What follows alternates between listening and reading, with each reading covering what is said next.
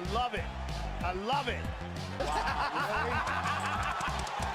I love it. Look at this.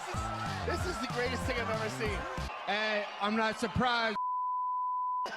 Hey, what's poppin' the homies? Hope you're doing well, feeling blessed, having a good day, having a good week. This one's going to be UFC Azerbaijan, Jamahal Hill versus Khalil Rountree Jr. Before we make some predictions, we check my bets from the last card. Guys, I was very close, very close to a clean sweep. I had 4 bets on my last card. We nearly won all 4. We lost one of our 2-leg parlays, which was kind of disappointing, but we still made money. And that's the aim of the game. The aim of the game is to land in Money City, and we did that, so we can't really complain. Now guys, one more thing before we get into the breakdowns. From now on, anytime I finish in the negative on my betting lineup, anytime I finish in the negative, the following week, my bets will be posted for free. Now I won both my bets on UFC 316. We made money last weekend, so we're on a 2-card win streak. So my bets for UFC Azerbaijan, they won't be posted for free. But anytime I finish in the negative, and all my people on the Patreon, all my people on the Discord, they're gonna know if I finish in the profit or the negative. Anytime I finish in the negative, the following week, all of my bets are posted for free. And that's a new thing on my channel. If I lose UFC Azerbaijan, all of my bets for UFC 317, they're going to be free. But if I win this card, then, you know, the bets aren't free. But that's a new thing on my channel. Anytime I lose, anytime I finish in the negative, the following week, everything's free. Alright, my homies, let's go.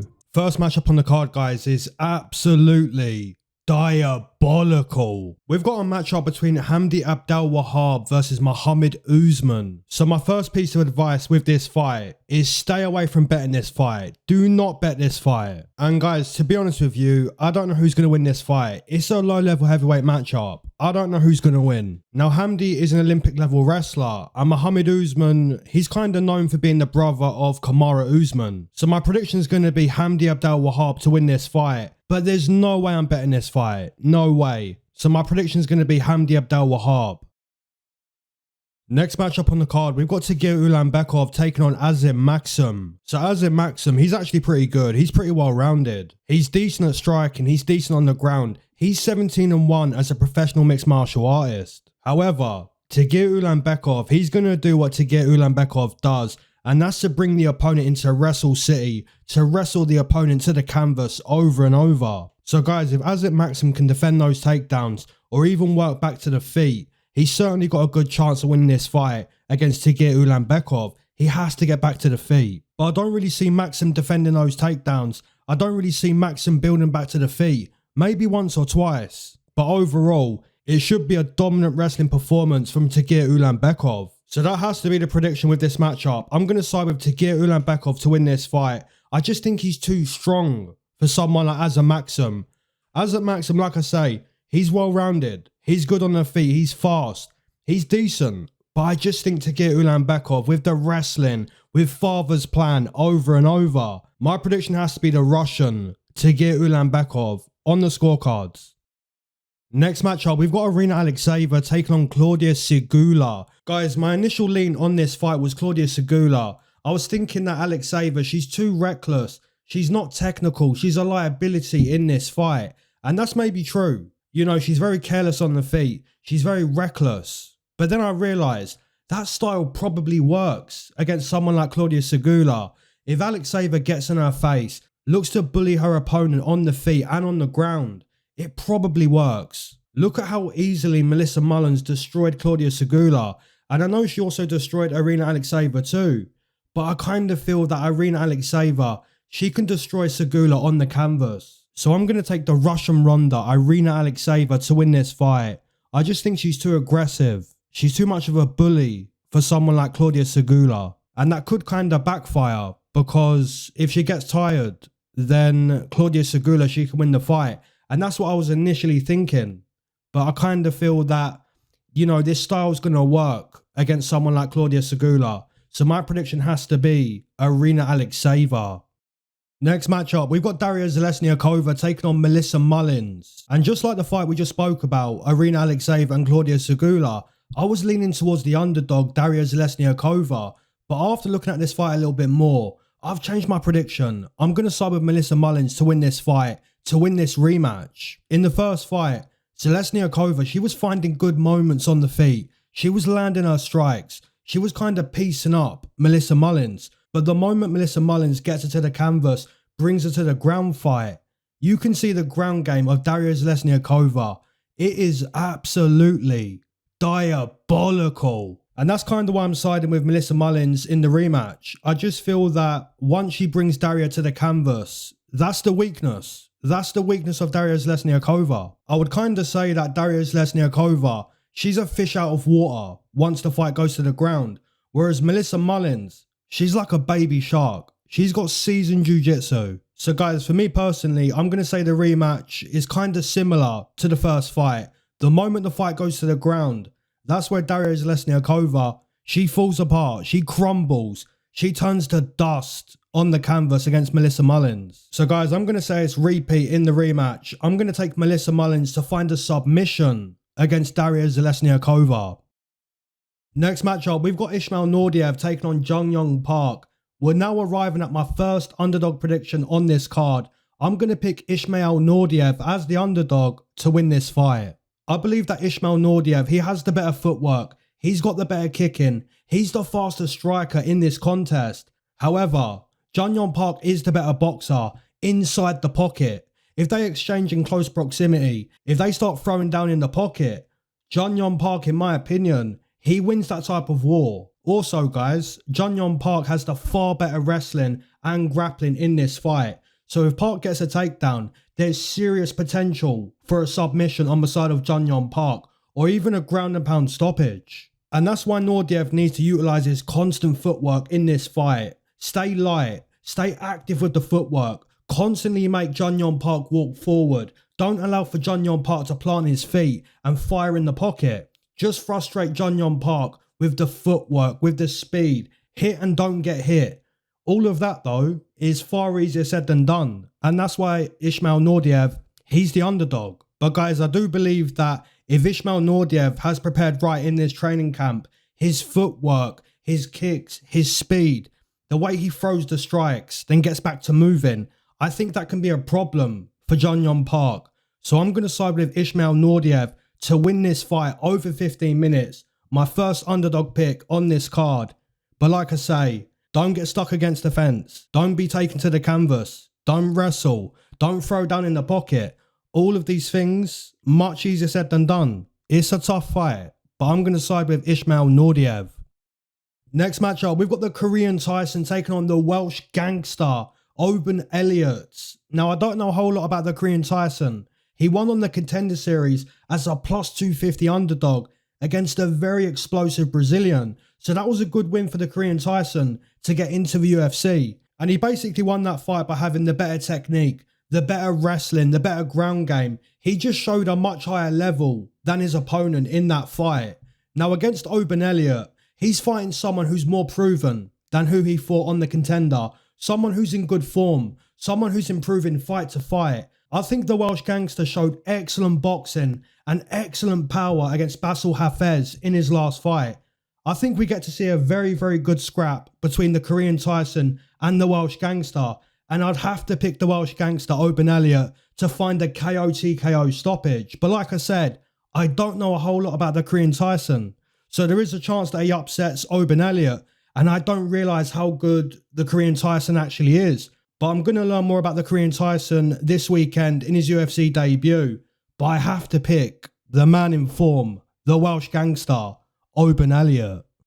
Next matchup, we've got Mohammed Naimov taking on Bogdan Grad. And guys, all week, I've been considering picking Bogdan Grad. Literally all week, I've been siding with the plus 200 underdog. But I'm going to change my prediction last second. I'm going to pick Mohammed Naimov to win this fight. And I'm going to say that it's potentially a step too far for Bogdan Grad. I did like his performance in his UFC debut against Lucas Alexander. I think he showed a lot of heart and determination in that fight. He showed killer instinct to finish that fight. He's very tough on the feet. Although there was that one time on the Contender where Tom Nolan broke his chin very early in round 1. But since that loss on the Contender, he's won 4 fights in a row. And I did bet him at plus 100 on the Contender against Michael Aswell.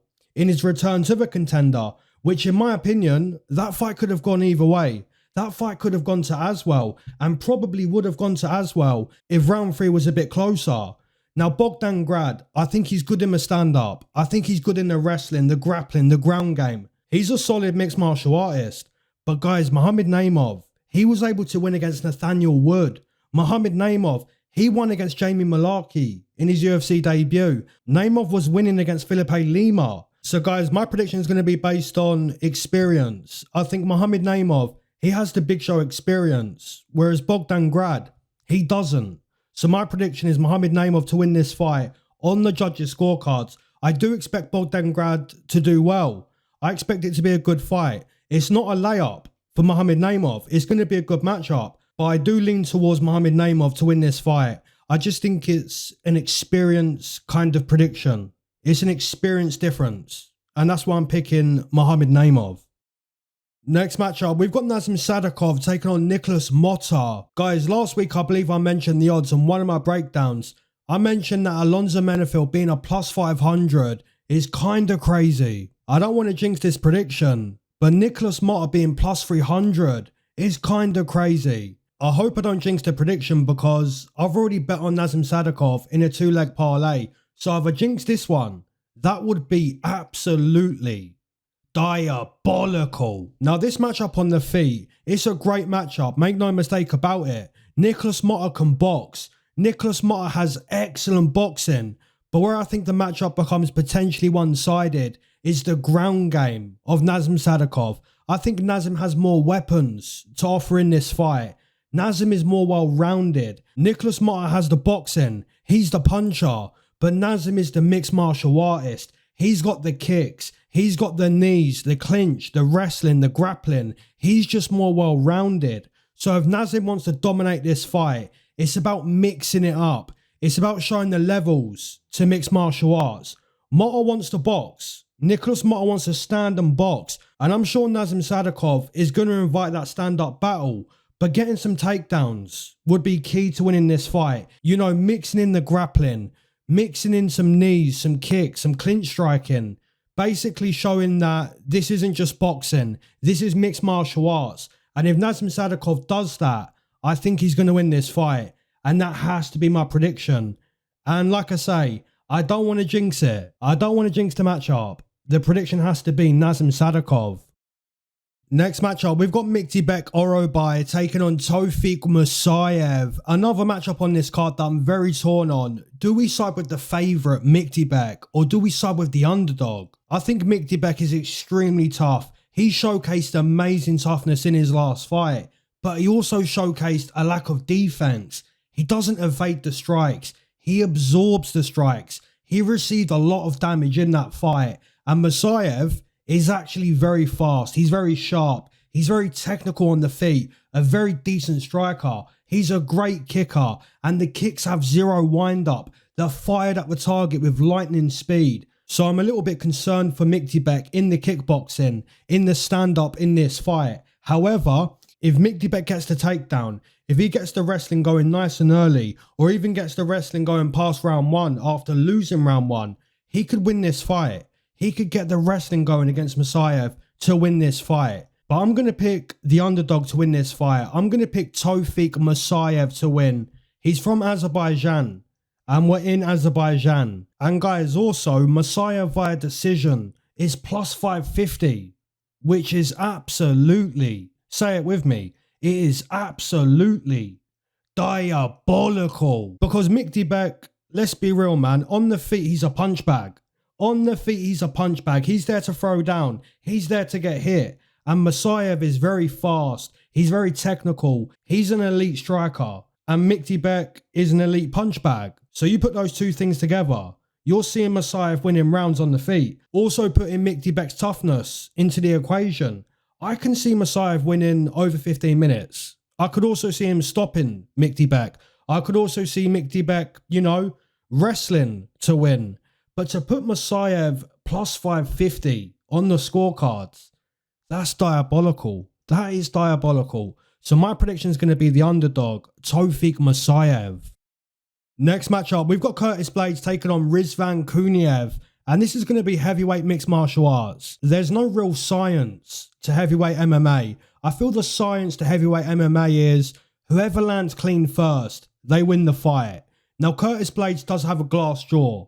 He's got a dusty chin. But granted, only Aspinall, Derek Lewis and Francis Ngannou was able to stop Curtis Blaydes. But he's still got a glass jaw. And if Rizvan Kuniev can find his chin nice and early, or find his chin with a beautifully timed counter, or find his chin at any point in this fight, he could join Aspinall, Lewis and Francis in that category of fighters that have sent Curtis Blaydes to a galaxy far, far away. However, guys, Rizvan Kuniev is relatively unproven, and Curtis Blaydes is one of the best heavyweight mixed martial artists on the planet. So based on that fact, I feel obliged to put some respect on the name of Curtis Razor Blaydes. I feel obliged to pick Curtis Blaydes as the winner of this fight. But like I said, the science of heavyweight mixed martial arts is almost like whoever lands first wins. So if you bet this fight, you're playing the heavyweight roulette game, and losing at the heavyweight roulette game can be absolutely diabolical. But the prediction has to be Curtis Blaydes. That's the pick. I feel the diabolicals are becoming increasingly more diabolical, if that makes sense. Like, more aggressive. But yeah, Curtis Blaydes. That's the pick. Next matchup, we've got Rafael Fiziev taking on Ignacio La Jaula Bahamondes. And my goodness, what a fight. What a co-main event. One of the best Muay Thai strikers the UFC has ever signed. We've got Rafael Fiziev versus the rising Chilean Ignacio La Jaula Bahamondes. So let's first iron out the physical facts. We've got Ignacio Bahamondes standing at 6'3". We've got Fiziev standing at 5'8".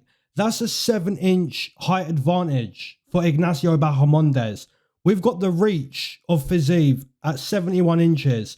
We've got Bahamondes with a 75-inch reach. So from a physical perspective, Bahamondes, he's got the advantage. Now from an experience perspective, Fiziev certainly has an advantage there. He's fought better competition. He's been around the block way more than Ignacio Bahamondes.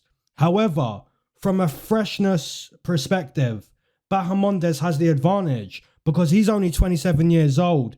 Fiziev is 32. That's a 5-year age advantage for Bahamondes. Also, Fiziev had a major setback when he went to Snap City on his knee against Gamrot a couple years ago. That knee injury, you know, those knee injuries, they're not easy to come back from. So there's going to be some advantages for Fiziev. There's going to be some advantages for Ignacio Bahamondes. Like I said, we've got a phenomenal co-main event on our hands this weekend. Now, I believe Fiziev wins round 1. I'm liking Fiziev to land some damaging Muay Thai kicks in those opening exchanges. I see Bahamondes being too hittable in round 1. However, guys, I see the tide turning a little in the second round. I see Bahamondes utilising that height and reach advantage a little more in the middle game as Fiziev potentially loses a bit of sharpness. So in my opinion, we're looking at a 1-1 fight going into that final round. And at that point, the fight could be decided based on cardio. It could be decided based on experience. It could be decided based on Fiziev being in Azerbaijan, and anything remotely close in that final round could automatically be scored to Rafael Fiziev. The end game could be decided based on multiple different things. But for me personally, I'm going to say it's decided based on what it's based on a lot of the time in the fighting game. And that's the hunger. That's the determination. That's the will to win. It's 1-1. Who wants it more? Who wants to stand in the middle of the octagon and have their hand raised just that little bit more? And I believe it's going to be the fresher fighter, the fighter that's in form, the fighter that's on the rise. And that's Ignacio La Jaula Bahamondes. But what I'm really expecting is a phenomenal co-main event. I'm expecting blood. I'm expecting a war. And I'm expecting a very, very close contest that could be split. The prediction has to be Ignacio Bahamondes.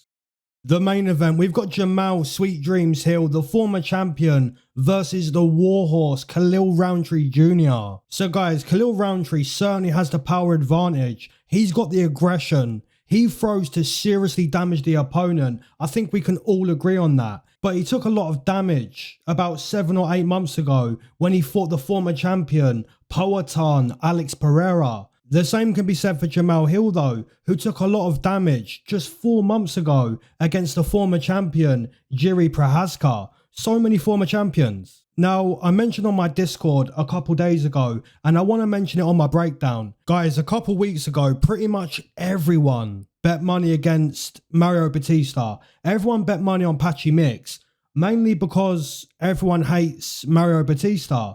And of course, seeing Patchy Mix so dominant over in Bellator with the amazing 20-1 record, it makes it easier to bet against Mario Batista.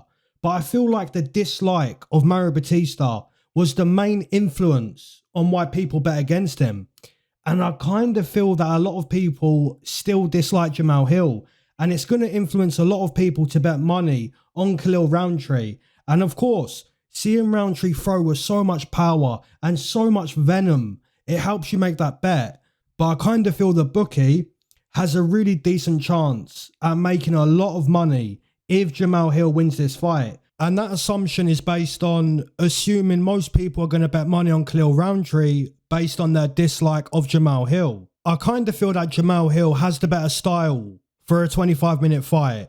Khalil Rountree throws so much power that you can't really do that in a 25-minute fight. You can do that in a 15-minute fight, just about. But a 25-minute fight is a little bit different. So I expect Khalil Rountree to win round 1. I expect him to win round 2. I expect him to potentially stop Jamahal Hill in those first 2 rounds. But guys, if Jamahal Hill is still there after 10 minutes, expect the tables to turn. Expect Jamahal Hill to start picking Khalil apart with the jab, with the left kick. Expect the footwork to be more effective later on when Khalil's burned a lot of energy in those first 2 rounds. So my prediction is going to be the underdog, Jamahal Hill, the former champion, with a round 4 KO TKO.